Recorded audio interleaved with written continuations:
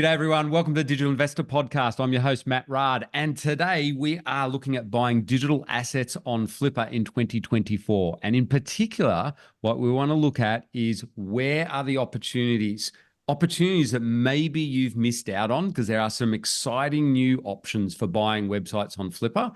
And also, what are the trends that we're seeing out there? What's working, what's not working? Where are some of the challenges, but what are the opportunities out of that again?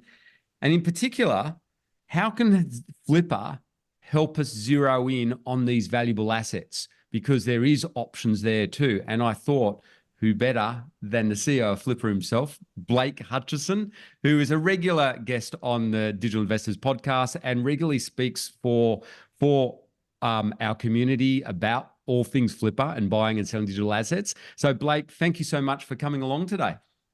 Thanks, Matt. Great to see you again. Excited to have another chat. The world moves very fast, doesn't it? Well, it certainly does. And that's a timely comment here, Blake, because what you're implementing in Flippa now, there's a lot to unpack here. And I'm excited for listeners to this, whether you're beginner, intermediate, or advanced. I think there's something here for everyone today. Let's start out with some of the big changes that you've just been implementing on Flippa and why. What I'm really excited about is some of the new digital assets that we can now buy on Flippa. And I believe some people in our community are going to be particularly interested in these new assets. Yeah, so I mean, for context, we've done site, stores, and apps for a long time. Site being a blog or an online publisher, a store being e-commerce that is, and an app typically being iOS and Android. I should also apologize to your audience for my croaky voice. So sorry about that, everyone. Hopefully you can hear me okay. But what we've started to do is evolve the assets that you can buy on Flippa. So, maybe a year or so ago, we started offering SaaS businesses, and that's a really, really fast growth category for us. But a few weeks ago, Matt, we launched newsletters. And then this week, the week of finishing the 5th of April here on a Friday between you and I, we've just launched YouTube channels and social media assets. And so the reason we do that and the way we think about doing that really is a function of buyer demand and buyer intent. Mm-hmm. So we're benefited by a good amount of search volume on the platform, and therefore we can see what buyers want. So simply a buyer looking for an asset and not being served up the right asset isn't good for anyone.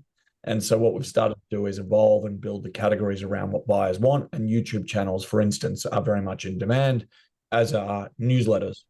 Next up, Matt, we'll have agencies. Awesome, Blake. That's the other bit that we wanted to hear. Explain why. I'm going to ask you directly because you guys are so data driven. You're the biggest broker in the world. You've got massive amount of data here to look at. Why digital agencies? I know why from our point of view, but I'm interested to hear it from yourself.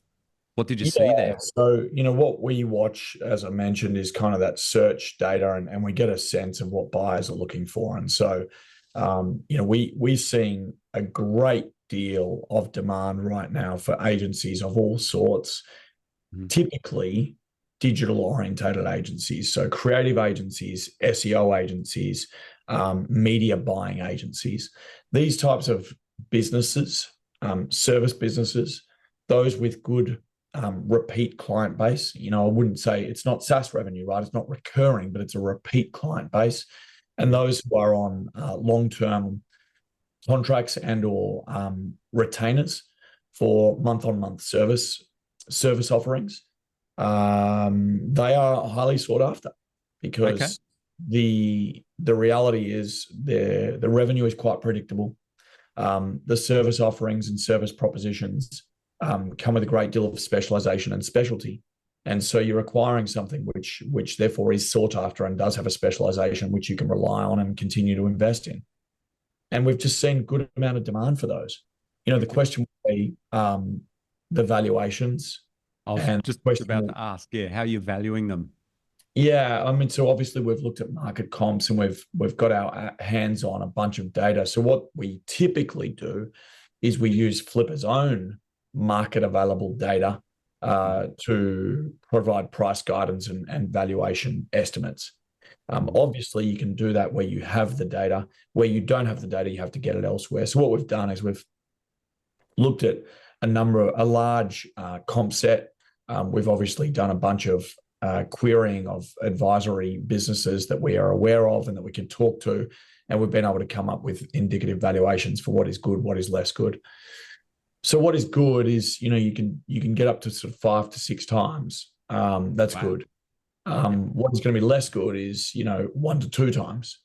And 1 to 2 times and 5 to 6 times are very far apart. So the difference between 1 to 2 and 5 to 6 is really about the longevity of the client base and the repeatability of the client base.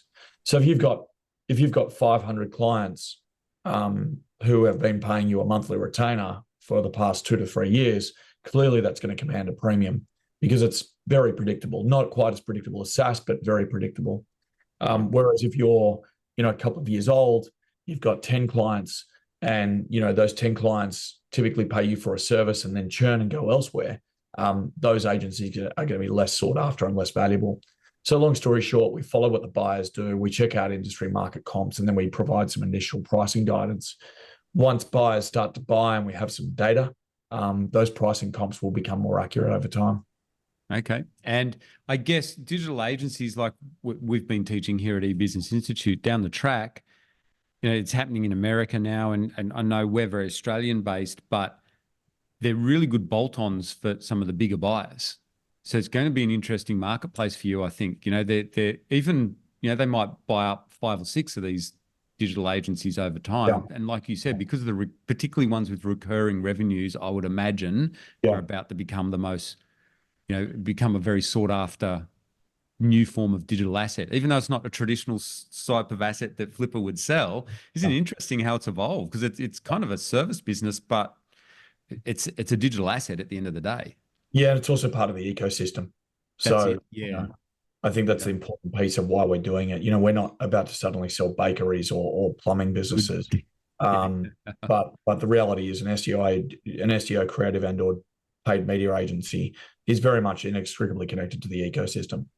And will you still have brokers involved in doing a bit of pre-due diligence to confirm revenues and things? How does that work with that sort of a business? 100%. So they are going to be under our brokerage offering. So the good thing with Flippa is we call it a managed marketplace or a managed platform. The reality is we understand and we respect the power of a individual who has expertise, who has capability, and can act as a conduit between the two parties. Mm-hmm. And so that's no different with an agency. In fact, probably more pertinent as a function of the value that the average agency will probably command on the platform, and as a function of the buying base and the sophistication of that buying base.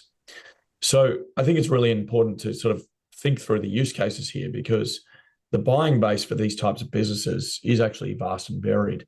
So we've met people who own portfolios of e-com businesses who want to buy an agency so that they can have their own in-house paid media capability. Okay. So that's use case number one. Yep. Use case number two is you own a bunch of different agencies doing different things, and now you have a gap where your existing client base needs a service. Yep. And so you go and buy an SEO agency because you've currently got a paid media agency and a creative agency, but you don't have an SEO agency. So you can now on-sell those services to the client base within your other agencies. And that's very common. That's a use case which has existed for decades upon decades, but certainly that's a use case for buying a business of this type. And then the other type of buyer is, frankly, someone who believes in the value of owning a client base, but doesn't own an agency, doesn't own a network of other businesses, but quite simply likes the idea of acquiring something that is more likely to go from 10 to 100 than it is 0 to 10. And so that's no different to the other use cases that you and I discuss all the time. Yeah. Buyers looking to buy a cash flow generating business, which is strong, which is sustainable, which has a client base which they trust. And that buying base will continue on for a long time to come. And so, and then they can just ramp it up. So now on the Flippa platform, if you're listening to this, you can buy digital agencies, but also YouTube channels, social media channels, Twitter accounts, which can all be added into your digital assets. And so, Blake, thinking about all these different assets and also the deals that you've seen and the data that you've got access to, what what are the most popular web assets on Flippa in 2024? Like where's the market at right now? Because there's been some changes out there, which we'll talk about next. But just firstly, what are the current most popular web assets that you're seeing on Flippa? Yeah, so as you can see here, Matt, between you and I, for those people who are watching the video, and we'll obviously explain it for the listeners, but you can see that there's huge amount of demand for assets, generally speaking. When you go into the specifics, it's still the likely types. Interestingly enough, while blog-based businesses and AdSense supported blogs are still top of the tree, it's clearly a very long tail, and so we see substantial demand for SaaS businesses on the platform. You can see there that for those listening, it's nearly 40,000 unique searches for SaaS businesses. You can also see that they're starting to move. There's the beginnings of a trend toward investors looking for AI-based businesses. Yeah, that's pretty obvious, isn't it? But yep. Clearly, 22,500 buyers looking for AI-related businesses is a critical mass. So it hasn't shifted that much, but what you tend to see is as industries evolve, as new technologies come to market, the way in which investors think about acquiring tends to follow those macroeconomic trends as well. And so, I think this is really interesting stuff, because what it tends to show you is that most investors are quite conservative, still looking for those what we might call boring, consistent, repeatable businesses. And then there's a different cohort of buyers who are looking for something a bit more new age, state of the art, new tech orientated, which is clearly evidence of the AI search volume. So I think this data here is literally the raw data that people are searching on the Flippa platform for. This is buyer generated data. Yes, that's correct. Yeah. So like you said, and there's not only, there were niches broken down there, all the traditional niches like travel, pets, they're all still really popular. Nothing's really changed there. Blogs, AdSense sites, like you said, are still the number one, even with, and I know you at the end you showed content, but that must be a separate search function on Flippa, I'm presuming, because AdSense and blogs were the number one searched asset. Yes. So that leads into the next important question. Yeah. So let's have a look at this. Oh, wow. Cool. This is a slightly different view of the world.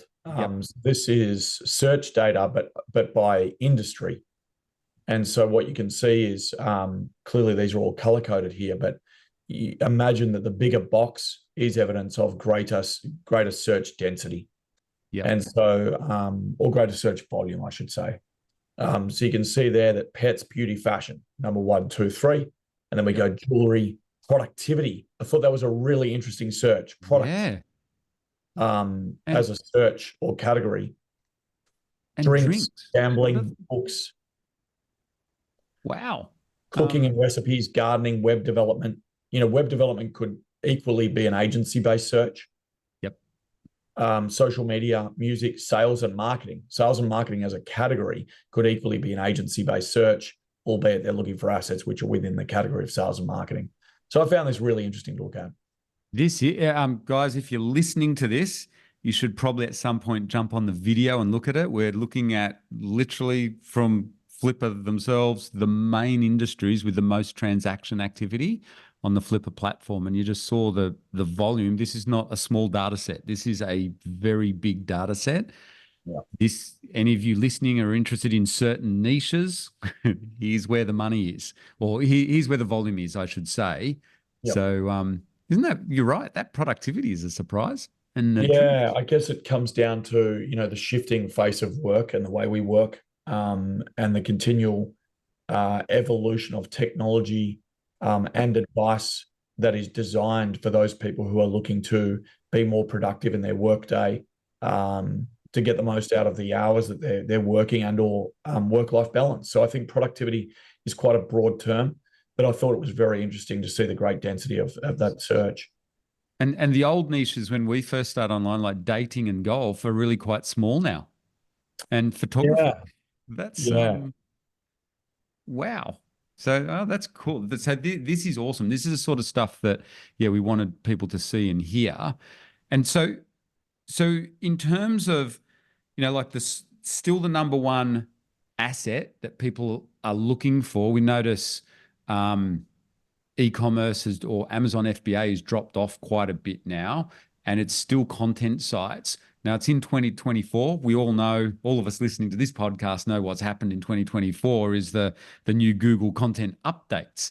And what have you seen there? It's obviously not slowing down demand for good assets in content sites, but obviously with the Google updates, there's been quite a few sites affected.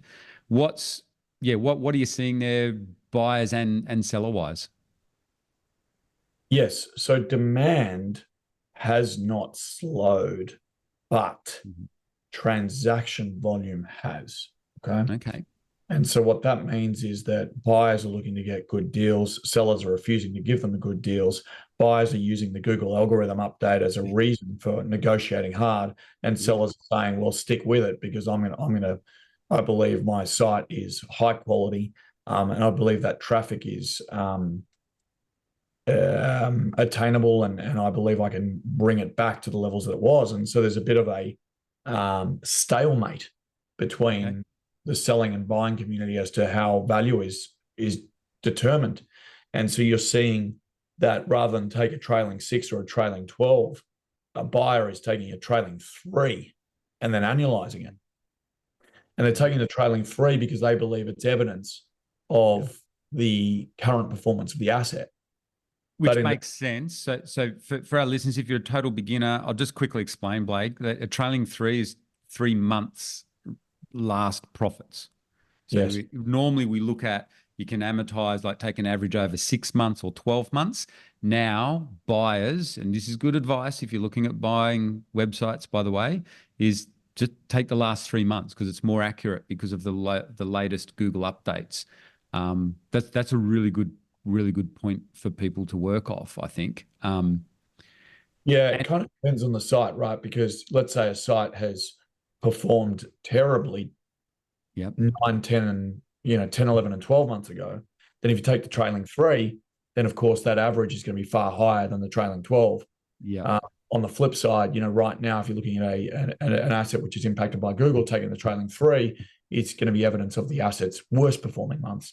So it's a really interesting sort of way to think about how you can negotiate. But I think you need to be smart around understanding what it actually represents. And in terms of opportunities, what we've been sharing with people, because it's been pretty harsh on some content sites out there, the good news is, I guess the good assets really stand out. And you could argue it's a great time to buy content sites because if they've come through this, it's the ultimate test, isn't it, of the quality of your website. If it's still going really well, it's well and truly rolled out now. This has been going definitely for the last 6 months, but there is that aspect for buyers that, the smart buyers know there's some really good opportunities out there at the moment. Yeah, and maybe it's a matter of fishing through and finding who's negotiable, but there is that argument as well at the moment. Yeah, I think what's really interesting is you don't quite know where the world is going. And so it could be that a lot of these sites are likely to recover really well. And a lot of good content operators are quite good at reading the room and quickly evolving, being nimble enough such that they can recover. And sometimes actually, despite a traffic decrease, you become smarter around optimizing for revenue. And so, the rudimentary view of that is that, if you used to be doing 100,000 page views and you're now only doing 75,000, that's a 25% decrease in your page views. So how do you find an extra 25% in revenue per page view? And that's a function of diversifying to other channels. It's a function of maybe adding things like affiliate programs on top of, AdSense and other. So I think that, I totally empathize right now with the business owners and the sellers of these businesses, because ultimately a lot of them are saying, well, hang on, if they don't want to give me what I believe it's worth and what I know I can deliver from it, regardless of whether it might have dropped 10 or 25%, I'm just not going to sell. So the buyers are discrediting the seller's capability, and the seller therefore doesn't want to actually work with the buyer. And so there's a kind of softly approach that each party needs to take to ensure that deals can still get done. Okay. And so on bigger deals, Flippa now has premium buyer service and you can work with brokers. Just briefly, what does that mean? Because a lot, if someone, in the past that wasn't available on the Flippa platform, but particularly a premium buyer service as well. I think there will be a lot of listeners here, particularly those that want to buy bigger websites. Yeah. That I would imagine now's a fantastic time to engage in that service that you guys offer. Yep. So a couple of points there. The first thing is that, around 25% of sites, stores and apps sold on Flippa are brokered. So what that means is that there is a middleman, and that middleman is technically a sell-side representative, but obviously working with buyers to ensure that they understand the asset, ensure with buyers that they understand the motivations of the seller, and obviously can ensure that the assets are validated, verified, and represented for the buyer. So that's 25% of all assets. They typically be the higher value assets. So you're typically looking at a brokered asset above $250,000, but a lot of, I should say probably a lot above $100,000. So, between 100,000 and up to 10 million, sort of doing 50 to 100 sites a month exiting. And those sites that are exiting for that value, are brokered more often than not. Okay. So it's important that people understand that. They often think they're talking to the seller. They're not. Check out the representation and it will actually say brokered by. So that's key. And clearly the broker is going to act as a conduit between the two parties. In addition to that, we do have a premium buyer service. The premium buyer service is going to help you understand the platform, going to help you set up your profile, going to set up your first initial saved searches so that you're receiving alerts correctly for the assets and the categories you want. And then ultimately, for a little bit extra money, if you're willing to do so, they'll go and hunt on your behalf. Perfect. So you get essentially a buyer's agent, or they're out there finding what you tell them you want as a buyer. Yeah. And one of the things we've done now in buyer onboarding, it's really important that people go through their profiles and actually check whether they've got complete profiles, because there's a few things that happen here that most people don't actually know, and then they wonder why they're missing out on deals. So first thing is, we are going to ask for your preferences, and we're not doing that to spy on you, we're doing that to help you. So the category you want, pets, the business model you want, e-com, the size of business you want, between $50,000 and $100,000, how many deals you want, up to 3, up to 2, 1, whatever it might be.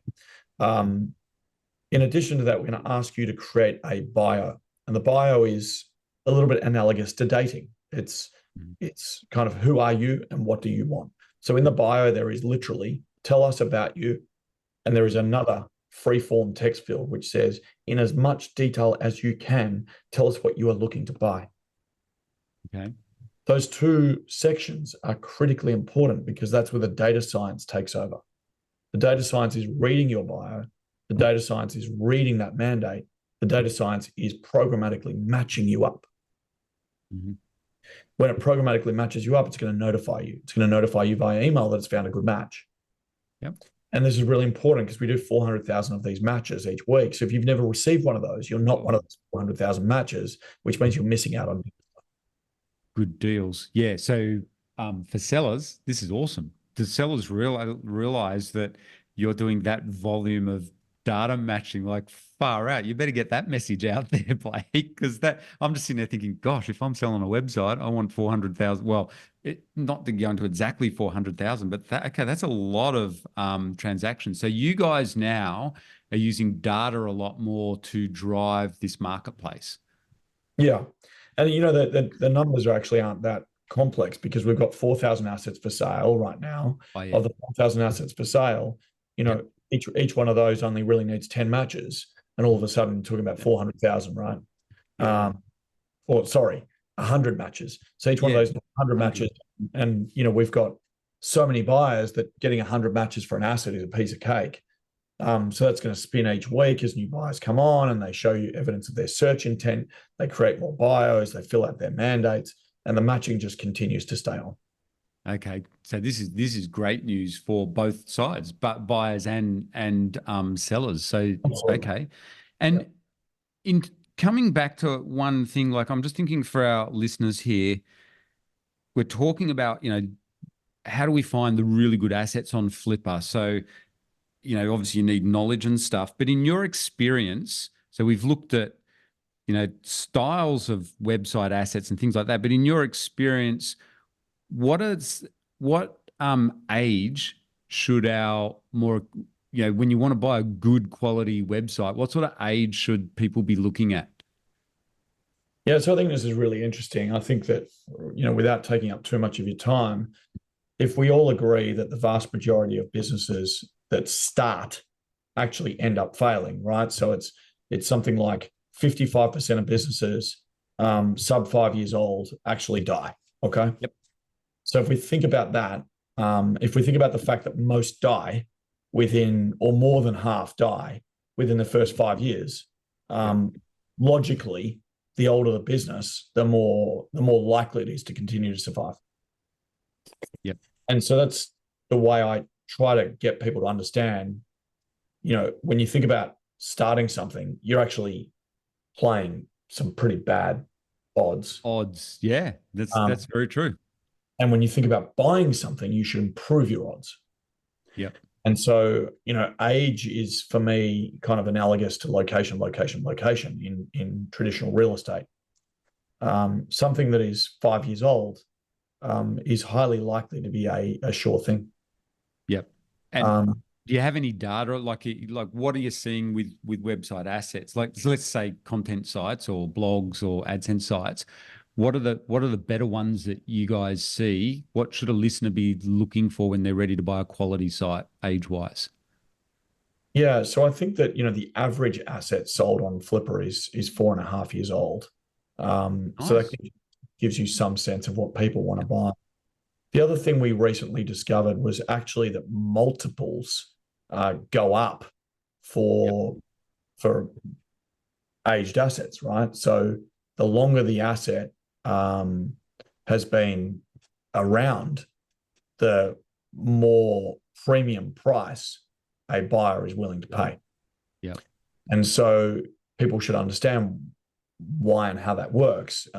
The short answer is it's about predictability and repeatability. So the buyer has greater confidence, therefore they're willing to pay a premium.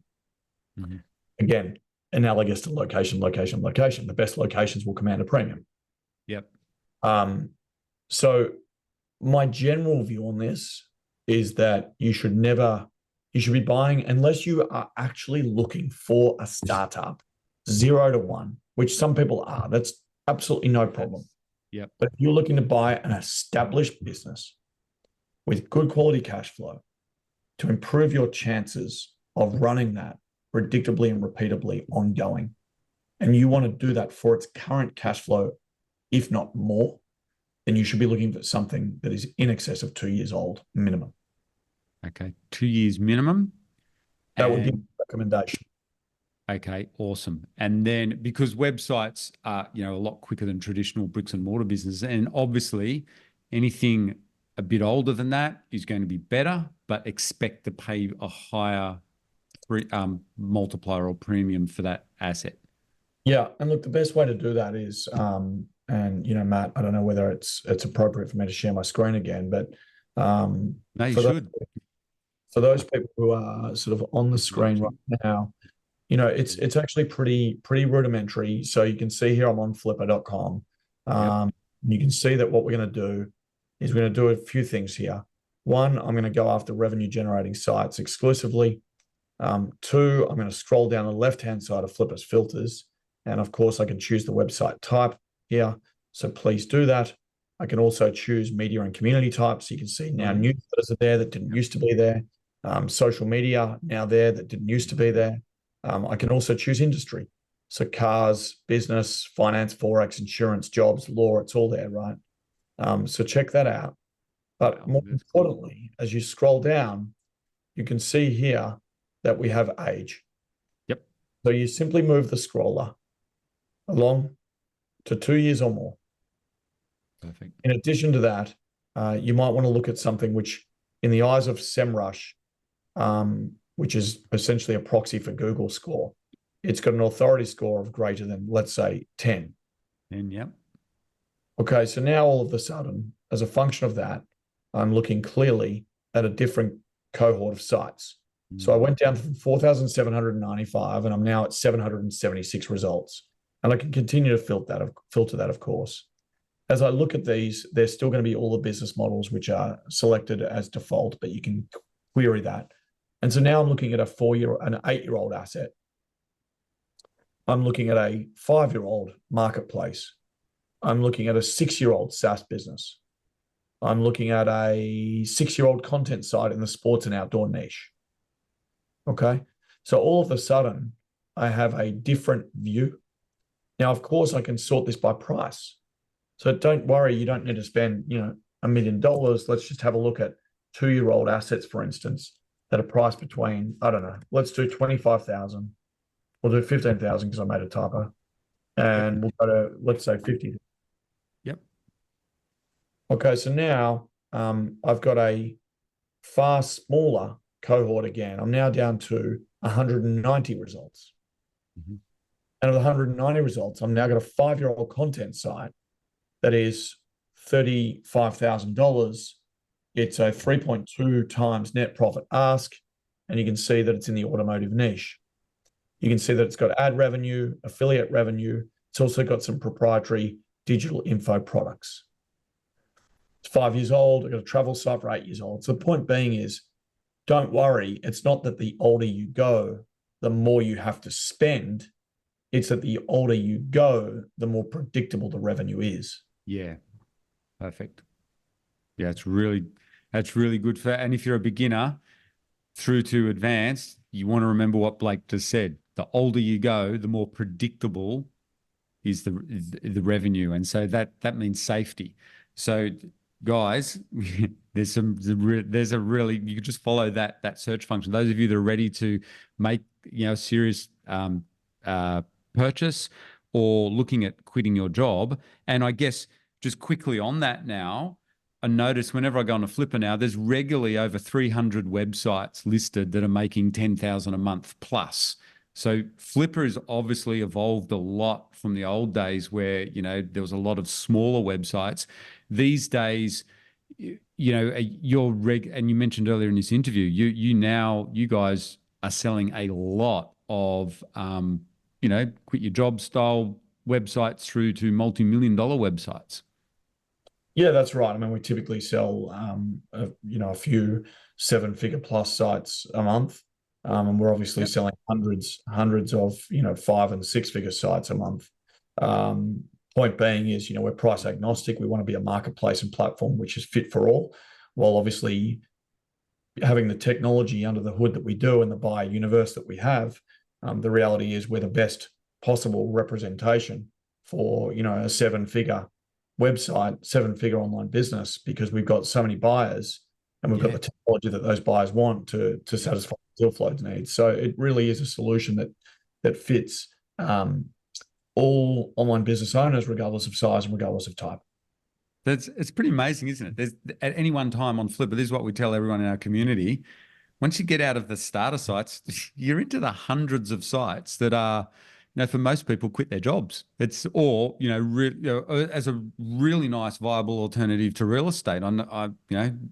Real estate gets tricky for a lot of people in this day and age. We find a lot of clients are maxing out, and here's another viable alternative. If you've got a bit more money to invest, you should be looking at, well, not giving financial advice, but any day of the week, there's hundreds of deals sitting there on the Flippa platform that have been verified that you can get help with to purchase through the premium buyer service. So Blake, just to finish up, one of the stories that what I want to hear off you, there's all these really cool sites that are for sale on Flippa. I get excited every time. What's one of your favorite deals that you've seen in recent times? Like anything stand out? Preferably a bigger one. Preferably a bigger one. Yeah, so I really like the finance niche for obvious reasons, and I really like content assets for obvious reasons. And you and I are probably similar in that regard. And so, I think it's really interesting that someone can find something super specific which fulfills a strategic gap. And so I'm really obsessed by that right now because we do have lots of institutional company and strategic buyers looking for stuff that is a bolt-on and complements their existing core business. So we had an example of an online business. It was a business called Day Trade Spy. And essentially what they did, Matt, was they provided S&P 500 options trading courses. And so if you're looking to move into options trading, you would go to Day Trade Spy and they would have courses and learning materials. Their method of revenue generation or monetization was through subscription as well as individual training packages. So they would obviously help you learn how to buy stock on the S&P 500. Or you could learn yourself through self-service subscriptions. Lots of great content, clearly about the S&P 500 and clearly an evergreen niche. The S&P 500 is not going anywhere. It's around forever and it will be around forever. And there was a strategic buyer, and that strategic buyer was called Eagle Publishing. I believe they were Florida-based, probably. And so the key value drivers for that strategic buyer, and I think it's really important for people listening in to think about key value drivers. So why do you want that particular asset? You have to write that down. And in their case, it was a strategic gap in their portfolio. Secondly, it was stable subscriptions revenue. So they trusted the revenue business model. Yep. And then lastly, it was a fixed operational cost base. Courses that were generating revenue had been up on the site for, 5 to 10 years. It was a very old established site. So the way you trade the S&P 500 doesn't actually change that much. And so it had a fixed operational cost base, and it actually led to a very high margin business. So it was operating at a 94% gross margin. So it generated a lot of interest. There was nearly 4,000 buyers who inquired about that asset. Wow. Okay. So a lot. And, at the end of the day, it sold for 4.6 times net profit. And that was a $2.5 million sale. So 2.5 mil, 94% margins. Nice. No wonder the buyers would have been happy. But 4,000 buyers or 4,000 inquiries. 4,000 inquiries. That's the scale of it. So that shows the importance of getting to know your broker well, like one of your brokers, so that you're on the radar, so you're getting access to those sorts of deals once you get into that space. Because it's a really good point. Because clearly we're doing a lot under the hood to make sure we programmatically match. But that's right, our brokers do have entrenched relationships with buyers that they tap into to ensure that deals are done really efficiently. So if you're listening to this, guys, one of the things that's really important, because we've seen this time and time, and one of the strengths that Liz and I have had over the years and that we're teaching you guys, is develop relationships with the brokers. But see, you've got the opportunity here. You can connect up with Flippa, get to know brokers, make sure you fill out your buyer profile. Like Blake explained, it is super important. Like he said, they're not spying on you. If you're a serious buyer, I mean, it's anonymized anyway, the data, but you need to be developing these relationships. It's the best money in business is made, deals between real people. You don't just want to be the anonymous data point on, making anonymous bids and things like that. So get known to the brokers, particularly when you're ready to step up into the 6-figure plus and 7-figure range.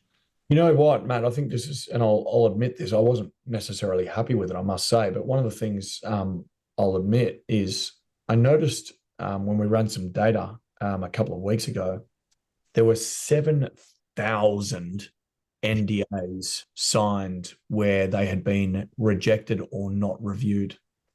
And when I asked I was very grumpy because I was like, well, they could be great buyers who want access to these listings.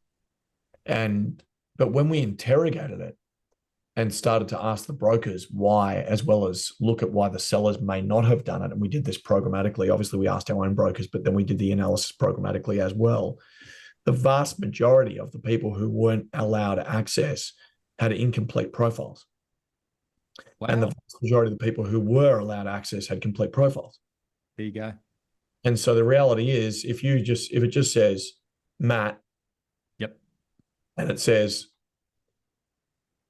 nothing in the buyer profile section, and nothing in the mandate section, why would you expect that you're going to be having a look at the proprietary data or the financial and operational data attached to an asset? Yep. So guys, this is gold. If you're a serious buyer, even if you're just starting out, fill out your profile properly on the Flipper platform because you will get served up way better deals. It's probably one of the biggest bits of advice I think that Blake's giving you guys listening to this.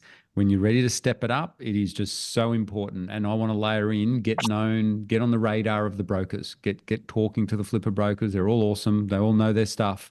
And the more you network there, the better deals are going to come. We used to call it the deal flow. You'll get in that's what all the top on buyers and sellers of businesses that I've ever known, my personal mentors, they would personally go out of their way to get to know all the good brokers, no matter Yeah. what size deals you're doing. So I think, Blake, that is just awesome. Getting that update off you today, it's finding out where Flipper's up to, what are the best sort of sites that are, really popular at the moment. Looks like not a lot's changed there, but some changes, and then seeing the new sorts of assets that people can buy, and also some really cool tips on becoming a very effective buyer. So, Blake, thanks so much for coming along on today's podcast. No worries at all, Matt. Thanks so much for having me.